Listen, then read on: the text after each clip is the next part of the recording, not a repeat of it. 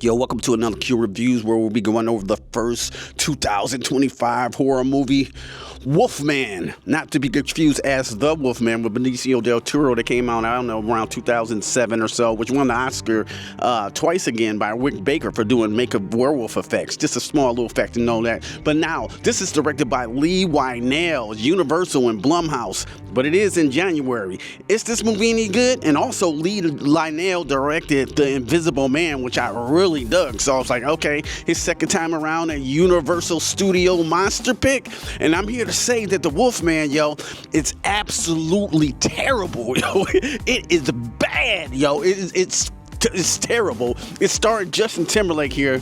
Yeah, I know that ain't Justin Timberlake, but look at her. Like, she looks exactly like the doppelganger of Justin Timberlake. I'm sorry. And that curly hair reminded me of Justin Timberlake this whole movie. Just thought I'd explain that. Let's get into a little bit of this silly ass plot. So, this movie takes place 30 years before. They're out in Oregon, they're hunting, and they run across some type of wolf man, if you will. And then, I think they get away. It's a son and his father. They kind of get away, and then it goes 30 years into the present, and the boy, we find out as his father's passed away, and he want to go back up to Oregon just to, spend some time up there and maybe, close shut doors or whatever.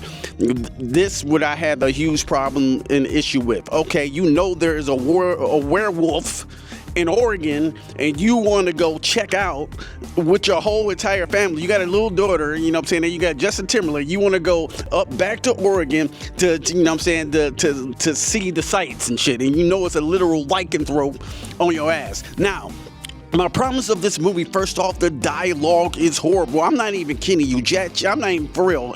ChatGPT could have wrote a better script and better dialogue than this. I mean, it was so cringeworthy. They had a cool part in this movie. The only probably cool part I thought of the werewolf, like when he was going through his werewolf things, and when the people talk, he couldn't understand them. It started to sound like,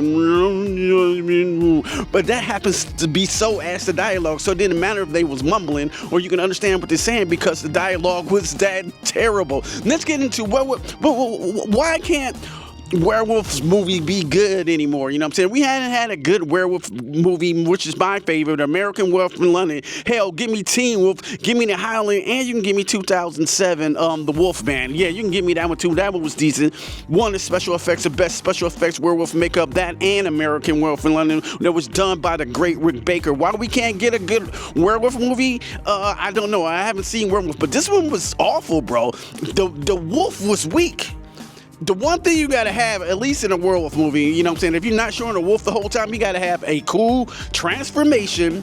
And he's got to be vicious and badass. This werewolf was light. Yo, the werewolf looked like he was smoking his own fur and getting high off of it. That's how bad the special effects was. He wasn't. They treated it like a disease, so he was like a half man, half mutant wolf thing and shit. It just didn't work.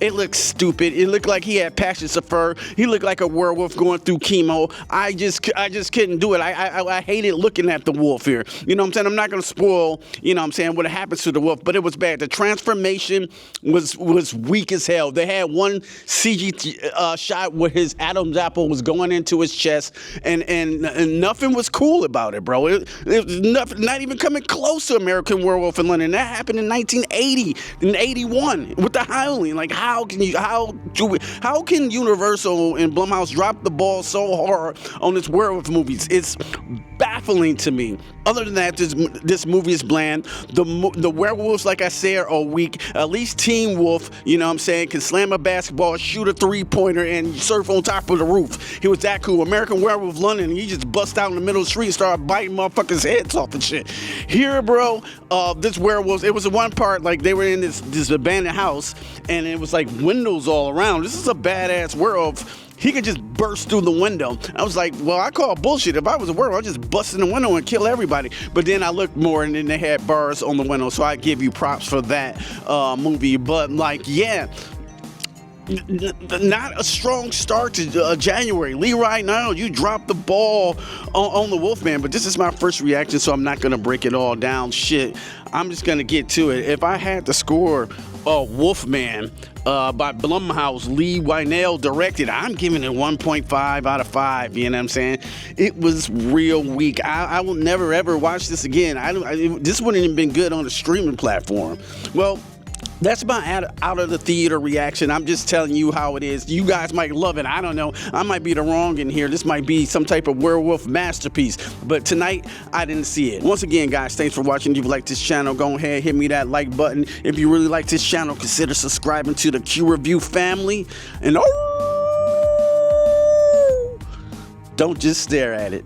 Eat it. Peace. Man, we got to make another good werewolf movie. Like, you know what I'm saying? Dark skin, you know what I'm saying? Rappers that came back. Now we need the werewolves to come back. You know what I'm saying? 2025 is your year, but not starting off with this shit. Peace. I'm out cold, you hoes been exposed. Walk up on you slow with the flow and unload. You got more left for dead on the road. I strode when your car got towed.